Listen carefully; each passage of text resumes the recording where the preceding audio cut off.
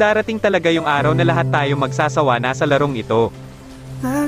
Pero sana kung dumating man yung araw na yon, wag na wag natin kakalimutan na pinasaya at binigyan tayo ng larong ito ng mga kaibigan.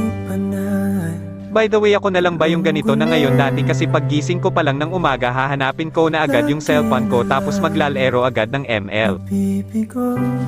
May pagkakataon pa nga na nakakalimutan na kumain ng agahan hanggang hapunan, kahit pagligo nakakalimutan na din dahil sa kakagrind ng ML.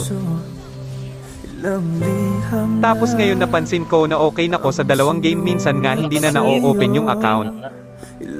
Ganito na talaga ngayon kasi site na to para magseryoso na sa buhay.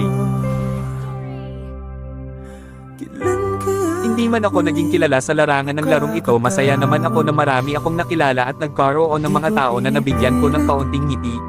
Walang lungkot na sumisilip